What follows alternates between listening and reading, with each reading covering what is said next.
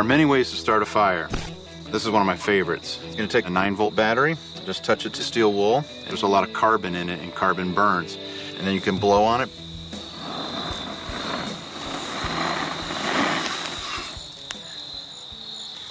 Going pretty good now. Feels great tonight. That fire going. I'm starving. Did you bring supper? No, I thought you did. I thought you did. Oh, come on.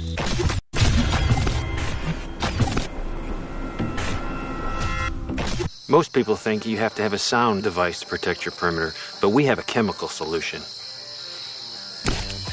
This will locate exactly where your perimeter has been violated. I screwed this rat trap to a tree. I'm going to set it. When the tripwire is pulled, the rat trap will snap and activate the chem light. Someone's out there.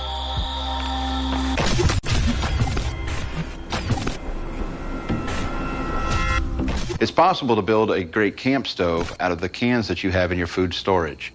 I'm going to first pierce a hole in the top of this vegetable can, cutting the circle out just a little bit smaller than the next size can here. This ain't pretty. This ain't no cooking show either. Take a bottle opener, and I'm going to pierce holes in this. All right, that can is complete. Now we're going to go to our next can. We need holes top and bottom and one side removed. I'm going to make a mess here. We got to punch some holes in the bottom. All right, now you insert that ravioli can in the number 10 can, push it down, and that is where you'll place your wood. Last can, thankfully it has a pull top. So I'm just going to remove the lid, and I'm going to put this one right in the pot because this is what I want to eat. Go ahead and pierce holes on this side. I'm going to make a bigger hole, and this is going to be the place where I can add more wood to the fire. Cut the bottom out, and that is a completed food can stove. Let me put a little bit more wood on the fire here, and let's enjoy some of this good stew. Well, that's hot.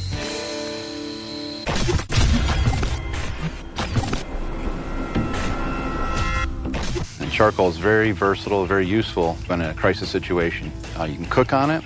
You can make a really intense fire. If you need to melt something, you can filter water with it. A lot of people don't realize that you can make your own charcoal out of any organic matter. Leaves, twigs, sticks, grass, acorns, it doesn't matter.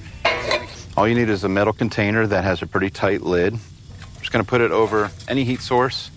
Gas is starting, the smoke coming out of the tin right now off of the lip.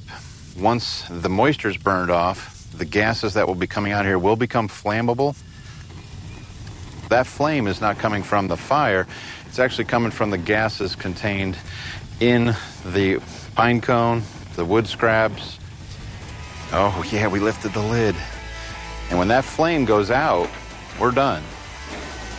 And we can see what we have here is charcoal. I'm going to pull out a pine cone.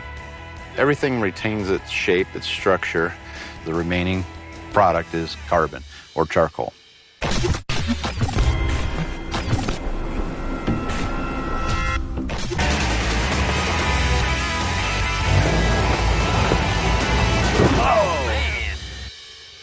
Uh-oh. That didn't sound good. It did not sound good.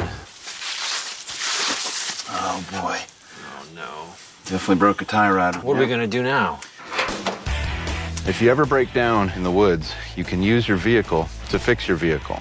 I'm going to show you how to do that with 2 car batteries. We're going to put them together in series, and we're going to weld this tie rod that's been broken from my bad driving back together. Preparing the tie rod to be welded, I need to clean the grease and the dirt off of it so that we can get a good ground. You want to take your positive lead from the 2 car batteries, and you want to attach your positive lead to your workpiece. The circuit will be completed when I touch the welding rod to the piece that I'm welding. Now the welder is completed. All you need is to make sure you have some protective gear on, good pair of gloves, and your welding helmet.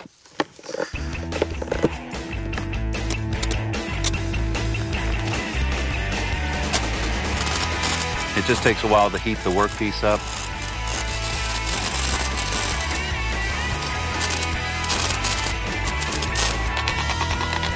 But it's probably strong enough now where we can get out of the woods. Sure beats walking. This time, drive a little slower. We don't want to break down. Yes, sir. Yes, sir.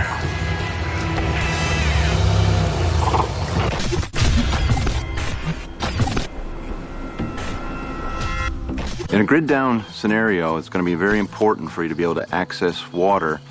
And if you have a well, your well pump's not going to be working. And so in order to gain water from that well, we're just going to remove the cap to gain access. And I look down the well and I see water. I need that water. How do I get it out? We're going to make a baler bucket. It's made of a bulb syringe with a weight on the end of it and some PVC pipe. And so I have the same bulb syringe in here, and the bulb syringe will act as a check valve to hold it down.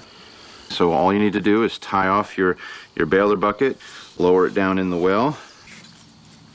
You just hit water about 25 foot down. That valve will open up, so it allows the water into the tube, and then when you lift it, the bulb syringe causes the water to be trapped in the PVC. You can feel it's a little heavier when you pull it up. And we have a full container of water. Pour it in our jar.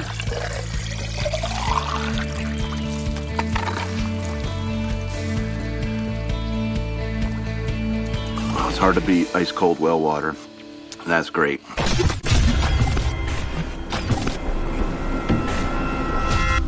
In a grid down situation, it's very important that you're able to make hot water. One of the ways that you can make hot water is by making a copper coil.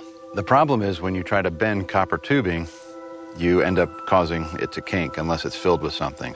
So what we're going to show you today is how to make a copper coil with ice. We have taken copper tubing and filled it with water and frozen it, and so now we're ready to form it into a hot water coil. I can now do it because it's filled with ice. And there you have a copper coil. I have a coil inside here just like this. We've got a fire going. So now that we have heat, cold water will come into the bottom of the coil. Hot water rising will pull the water and begin to rise up the coil, and it'll continue to loop. As long as there's a fire, we can make as much hot water as we need. So the results are very hot water without electricity in a grid down situation.